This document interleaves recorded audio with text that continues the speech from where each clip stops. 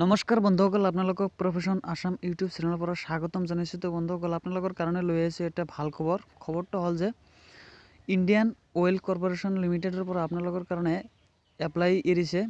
তো আপোনালোকে যদি বিচাৰে তেনেহ'লে এপ্লাই কৰিব পাৰিব। তো বন্ধুসকল, oil India corporation limited recruitment 2020 apply online for 482 apprentice vacancy. তো বন্ধুসকল, আপোনালোকৰ কাৰণে 482টা এপ্লিকেশ্যন এৰিছে, 482টা পোষ্ট এৰিছে অইল ইণ্ডিয়া কৰ্পোৰেশ্যন লিমিটেডৰ পৰা। তো বন্ধুসকল, এইটোৰ লাষ্ট ডেট হ'ল আপোনালোকৰ 22 নৱেম্বৰৰ 2020 চনৰ 22 নৱেম্বৰ এইটো হ'ল লাষ্ট ডেট। তো বন্ধুসকল, ইয়াত চোৱা যাওক কি প্ৰচেছত আমি এপ্লাই কৰিব পাৰোঁ আৰু কেনেকৈ আপুনি এইটোৰ কাৰণে এলিজিবল হ'ব পাৰিব। তো বন্ধুসকল, কি দৰকাৰ হ'ব তো আপোনালোকক মই ডিটেইলছ জনাম। তো তাৰ আগতে বন্ধুসকল, যদি আপুনি প্ৰফেশ্যন আসাম ইউটিউব চেনেলটোলৈ নতুন হৈ থাকে তেনেহ'লে চেনেলটো ছাবস্ক্ৰাইব কৰি বেল আইকনত প্ৰেছ কৰি ৰাখক আৰু লগতে থাকক। তো বন্ধুসকল, চোৱা যাওক কি লিখা আছে। Indian oil corporation limited last date 22/11/2020। তো বন্ধুসকল, ইয়াত 22 নৱেম্বৰ 2020 চনৰ লাষ্ট ডেট হয়। Indian oil corporation limited has released an advertisement for the recruitment of 482 apprentice vacancy in technical and non-technical trade at its locations under its 5 different regions across the nation। তো বন্ধুসকল, oil India corporation লিমিটেডৰ পৰা আপোনালোকৰ কাৰণে 482টা post এৰিছে আৰু ইয়াত post হ'ল টেকনিকেল আৰু নন টেকনিকেলভাৱে এৰিছে। আৰু number of post apprentice number of post হ'ল 482। ৰিজন ৱাইজ ভেকেঞ্চি আপোনালোকে ইয়াত চাওক। Eastern region pipelines 129, Assam 31, west Bengal 44, Bihar 36, Uttar প্ৰদেশ 18। তো বন্ধুসকল, ইয়াত ভাগ কৰি দিছে ভাৰতবৰ্ষৰ গোটেই ভাৰতবৰ্ষ মিলিয়ে দিছে। আমাৰ অসমৰ কাৰণে 31টা post. Western Region Pipelines 136, Gujarat 19, Rajasthan 46, South Eastern Region Pipelines 60, Orissa 51, Chhattisgarh 6, Jharkhand 3, Northern Region Pipelines কাৰণে 116টা, ইয়াত হাৰিয়ানাত 43টা, পাঞ্জাবত 16টা, দিল্লীত 21টা, উত্তৰ প্ৰদেশত 24টা আৰু উত্তৰাখণ্ড 6টা, ৰাজস্থানত 3টা আৰু হিমাচল প্ৰদেশত 3টা। সাউথ ৰিজন পাইপলাইন্স ইয়াত 41টা ভেকেঞ্চি, ইয়াত তামিলনাডু 32টা, কৰ্ণাটকত 3টা, অন্ধ্ৰপ্ৰদেশ 6টা। তো বন্ধুসকল, ইয়াত আপোনালোকৰ ডিচিপ্লিনটো হ'ব আপোনালোকৰ কেনেকুৱা ডিচিপ্লিন হ'ব। ইয়াত হ'ব mechanical, electrical, T&I, human research, accounts, finance, data entry operator, domestic data entry operator. তো বন্ধুসকল, এইকেইটা বিভাগত আপোনালোকৰ মানুহখিনি জবৰ কাৰণে এপ্লাই কৰিব পাৰিব। তো বন্ধুসকল, ইয়াত চাওক, যিসকল human research, accounts, data entry operator, domestic data entry operator, এইবিলাক হ'ল আপোনাৰ নন টেকনিকেল, আৰু মেকানিকেল, ইলেক্ট্ৰিকেল, T&I এই তিনিটা হ'ল টেকনিকেল। বন্ধুসকল, এডুকেশ্যনেল কোৱালিফিকেশ্যন আপোনাৰ কোৱালিফিকেশ্যন কিমানখিনি লাগিব ইয়াত চাওক। এডুকেশ্যনেল কোৱালিফিকেশ্যন লাগিব টেকনিচিয়ান এপ্ৰেণ্টিছ মেকানিকেল। তো মেকানিকৰ কাৰণে আপোনাৰ 3 years or 2 years through lateral entry after ITI of minimum 1 year duration 12 full time diploma in any the following discipline of engineering, mechanical engineering and automobile engineering. তো বন্ধুসকল, এইটো ITI কৰা হ'ব লাগিব। টেকনিকেল এপ্ৰেণ্টিছ মেকানিকেলৰ কাৰণে আপোনাৰ ITI কৰা হ'ব লাগিব আৰু হায়াৰ ছেকেণ্ডেৰী পাছ থকা লাগিব। আৰু ইয়াত মেকানিকেল ইঞ্জিনিয়াৰিং আৰু অটোমোবাইলৰ আপোনাৰ 2 বছৰ বা 1 বছৰ ট্ৰেইনিং কৰা থাকিব লাগিব। Technical apprentice electrical 3 years or 2 years through lateral entry after ITI of minimum 1 year duration 12 full time diploma in any of the following discipline of engineering, electrical and electronics engineering, ইয়াত technical apprentice ইলেক্ট্ৰিকেলৰ কাৰণে আপোনাৰ electrical engineering electrical and electronics ইঞ্জিনিয়াৰিঙৰ 2 বছৰ বা 1 বছৰ training থকা হ'ব লাগিব আৰু ITI টো পাছ থকা লাগিব আৰু technical apprentice telecommunication and instrumentation 3 years or 2 years through lateral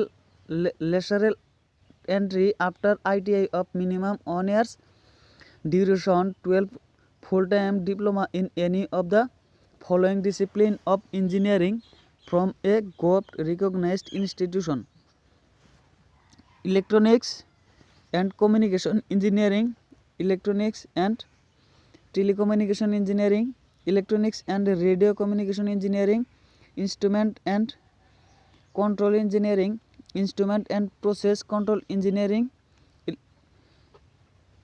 electronics engineering. তো বন্ধুসকল ইয়াত আপোনালোকৰ লাগিব টেকনিকেল এপ্ৰেণ্টিছ টেলিকমিউনিকেশ্যনৰ কাৰণে আপোনালোকৰ এইকেইটা থাকিব লাগিব আৰু লগতে হায়াৰ ছেকেণ্ডেৰী পাছ থকা লাগিব আৰু ITI কৰাটো জৰুৰী, এইটো লাগিবই।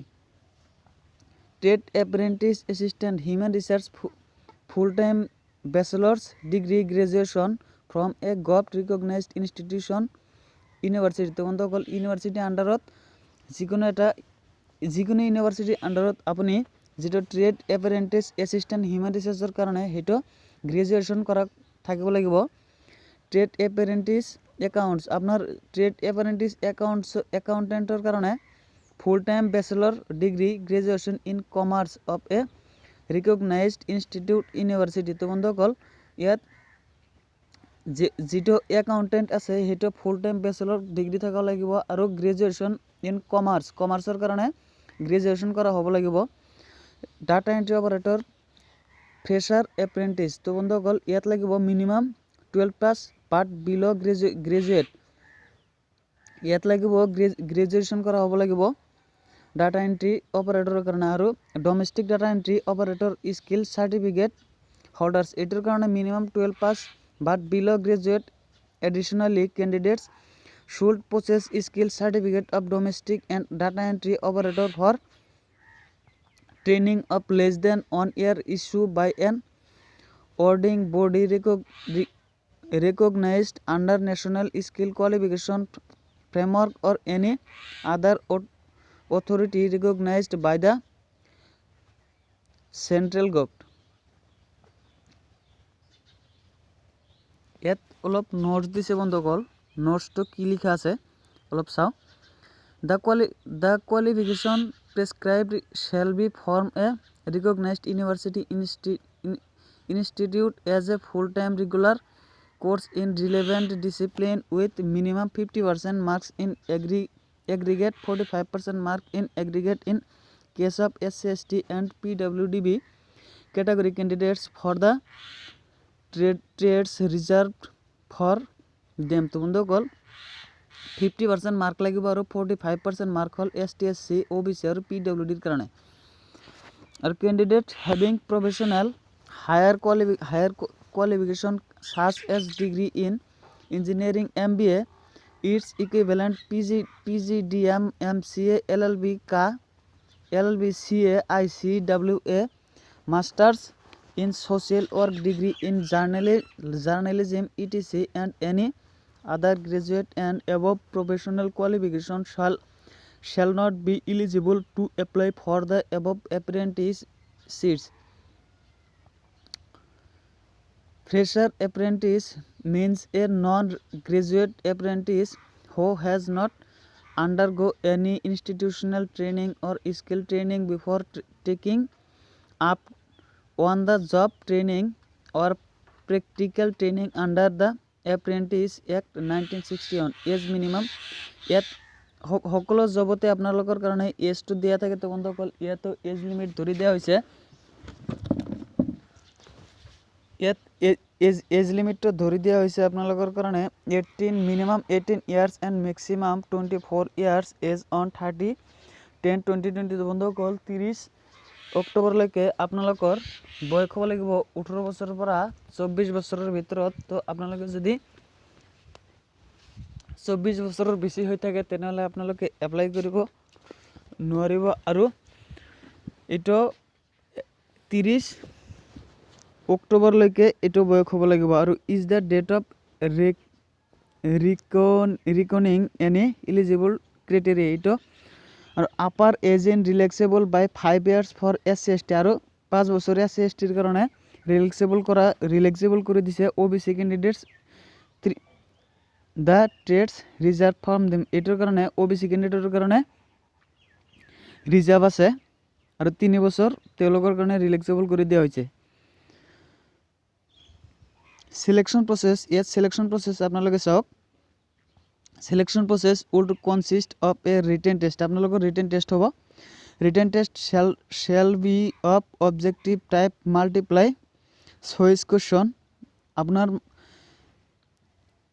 consisting of 4 option with 1 correct option candidate has to choose the correct option তো বন্ধুসকল ইয়াত মাল্টিপ্লাই কোশ্চেনৰ হ'ব আপোনালোকৰ 4টা কোশ্চেন থাকিব 4টা এটা কোশ্চেনৰ 4টা এনসাৰ থাকিব বন্ধুসকল যেটো কাৰেক্ট হয় হেতু এনেকৈ কাৰেক্ট টিক চিন মাৰিব লাগিব there shall be 100 question in the written test and total mark shall be 100 is correct answer shall carry 1 mark তো বন্ধুসকল আপোনালোকৰ 100 মাৰ্কৰ কোশ্চেন হ'ব আৰু 100 মাৰ্কৰ ইয়াত কাৰেক্ট থাকিব লাগিব আৰু ক্যাৰি 1 মাৰ্ক আৰু এটা কোশ্চেনত এটা মাৰ্ক থাকিব তো there shall be no negative mark for wrong answer তো বন্ধুসকল ইয়াত নেগেটিভ মার্ক নাই জাস্ট রং আনসারে হাউ টু এপ্লাই আপোনালোকে কেনেকৈ এপ্লাই কৰিব before applying for above apprentices positions candidate have to first register themselves in online portals of the following